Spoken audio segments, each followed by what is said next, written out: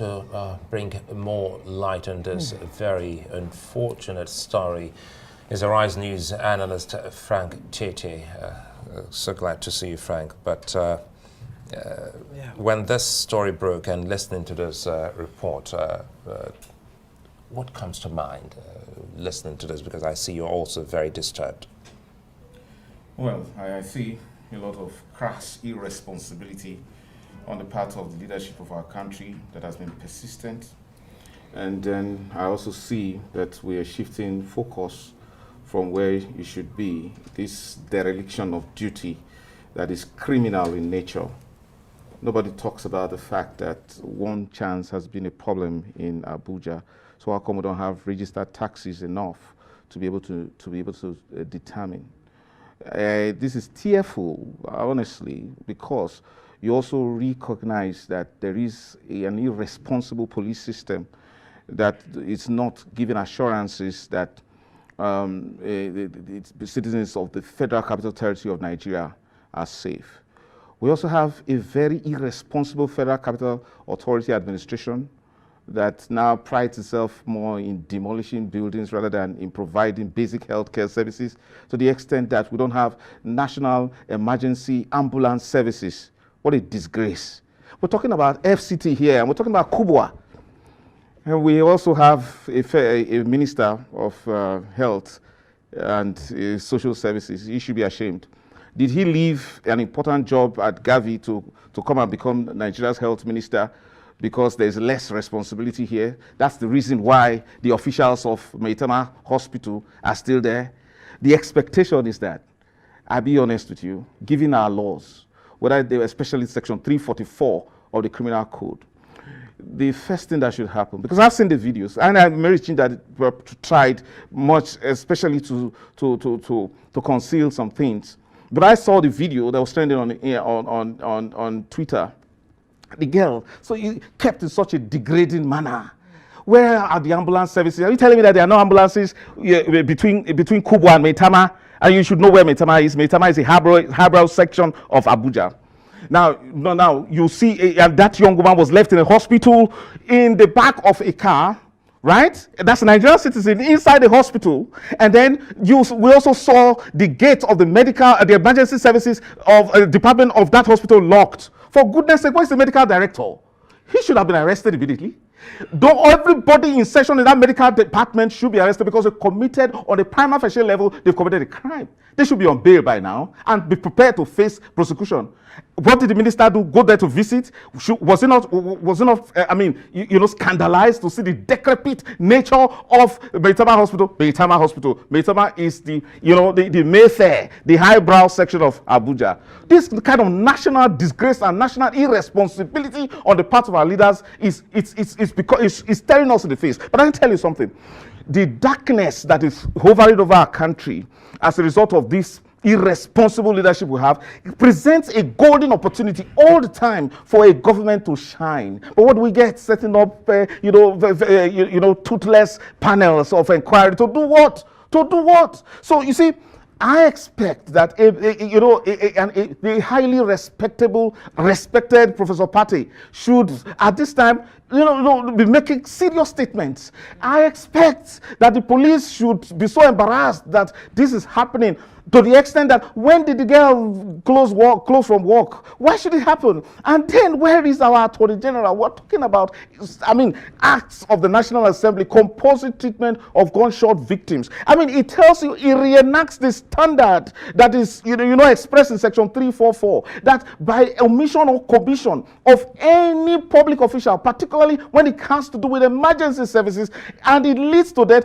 such a person must be punished.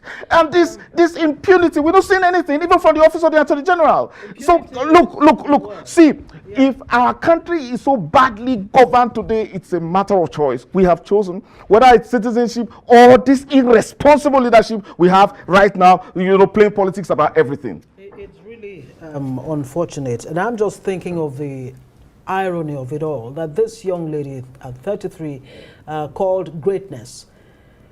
The system has failed greatness. Where will greatness come from for Nigeria? Because it's like at every point, at every stop, we just fail. A young man, a musician called Mobad, also known as Imole, in the same month of September, Imole means light, and then right after that, greatness dies. What does that even say to you? Who should be paying? I mean, you're saying the hospital should pay, but it's like everybody at different levels must pay.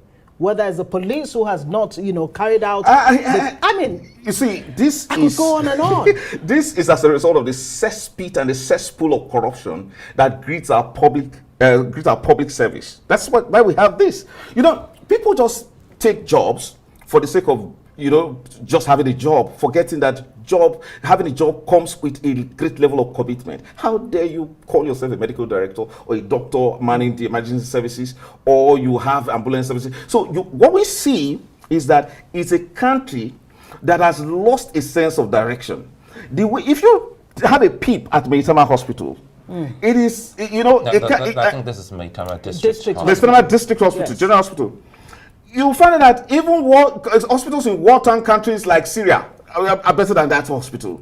And that's, you see, the idea is that when you talk about greatness leaving our country, yes, it has left our country long time ago. And but the point I'm trying to make is that it's our decision. Our country is a place where it's survival for the fittest. We know that it is you're for yourself, nobody for you. Yeah. You understand? It's even good that we had, good Samaritans taking the young woman there. And it's very painful. Painful that, somebody will call himself a doctor. No, let's not even go to that. Forget about the doctor, not even the doctor. Sorry, I need to, just crave your indulgence here. We're hearing from the CP, the Commissioner of Police in the FCT, advising FCT residents not to, board unpainted taxis. Is that really it? Is that what it's about? Or guaranteeing that people are secure, that there's a sense of security whether you board a painted or non-painted taxi or whatever. And besides, what's happened to the over 100 buses, mass transit buses that you have along that same Kuba Road? Nobody's doing anything about it. A city like Abuja does not have mass transit. Well, you see, apart from that, why are we stating the obvious? Why are we trying to sound like broken records? When we know that we don't have this, first and foremost, if things are that bad in the Federal Capital Territory, just imagine what they will be like in other parts of the country. So you're talking about, the expectation is this: the young woman has died. So what will happen? Why should a brilliant young woman that works for that kind of organization, why should she be caught up with a one-chance vehicle? Why is it that in this modern time the taxi hailing services that are everywhere are not being used? How come would somebody want to? The idea is that you go and far away in Cuba to get cheap accommodation, whereas you're working in town. Now that she's dead, you find that people will gather money as compensation and whatever, and much more money that she could have used in buying a car or getting a good accommodation around close to her work. But you see, let's deal with the issues. You see, right. Does NEMA have an emergency number that they could have called on Cuba Express Road? But again, I hold Professor Pate very, very responsible here. He's a health minister and the Minister for Social Services. Let me tell you, in this country, there is discriminatory, approach to health services. And that's the reason why you have specialized hospitals. There's State Health Hospital, there's NNPC clinic, there's CBN clinic, and then ordinary citizens can't go there for what? Why? Why shouldn't? Look, let me tell you, if NEMA had its ambulances on ground in Cuba Express, that woman would have had resuscitation, possibly resuscitation services. She would have died. Let me be honest with you. She could have been taken to a State House Hospital that is so well equipped for the president to stay. To use, which is close by there, very close to where that thing happened. But they wouldn't take her there because they say, no, that's for the big men, the people who work in State House. And then they took her to that decrepit Maitama Hospital. That medical director. I get you, Frank. Everyone is incensed. Yeah. I'm with you on this. Honestly, I'm with you on this. But again, as we try and see how we can avoid this, going forward, let's quickly also state that it's not all doom and gloom across Nigeria in terms of emergency services. When you said let's give it to Lagos, and I'm happy that you're talking about NEMA, Lagos has all these emergencies, numbers and services that work. Yes, because we've tried them, we've done our. Suzai, somebody is irresponsible in the Federal Capital Territory, and people are dying. No, first of all, there is a general acquiescence that the police is irresponsible in providing security, and then when it happens, the emergency response is abysmal. Abysmal at the level of ambulance service system, abysmal at the level of emergency treatment in the hospital. My friend, it's not a matter of commendation here. We are faced with a situation of survival here. I'm sorry, sir. No, Frank, let me learn. You cannot say it's same for all part of the country. That was why I wanted to give you an example that there is a place where it works. And Abuja can actually copy from a template that does work. Yeah. So coming back quickly here, because I wanted to put that. So we need to create a balance so that it doesn't look like it's all doom and gloom. And these are verifiable things. Now let's come back to the Good Samaritan you mentioned. It's very instructive here how that can actually discourage good Nigerians from coming to helping people. Yeah. Because of the kind of attitude that they have put that good Nigerian on the day, leaving that lady until she gave up. So what can we do? Are there things in our statutes that will help us first ensure that the CMD of that hospital and everyone who is on duty on the day are brought to justice, and even the police? Have they done well enough to sensitize people, and in this case, the hospitals? Let me tell you, the goal of statute most times is prescription of standards, and then demand that those standards be complied with, and every failure is punished to set an example for those watching not to condone or not to repeat such kind of failures. Right. So whether it's a criminal code that demands that there must be, there's a responsibility in terms of emergency to act, and a failure to act will be visited with 6 months imprisonment or a certain fine. And then that same standard was redefined in the National Health Act, Section 20, which expressly says, and I feel a bit sad that it only recommends 6 months imprisonment or 100,000 naira fine. 50,000 naira. And then you see, and then the problem is that you don't even have these minimum standards being adhered to. So when you tell me that first, the first thing is this: it is shameful for a police service to be advising people that, oh no, we're living in a very unsafe environment, so run for your dear life. The idea of a police service is that it prevents crime and not chasing after criminals that it never catches. That's the problem. A police service should do better than that. A police service should give that kind of confidence that it's on top now, and then make proactive recommendations in terms of registration of taxis, and then in that case preventing all of this. And more importantly, the expectation is this: the Minister of Health and the Minister of Justice, those are two principal officers here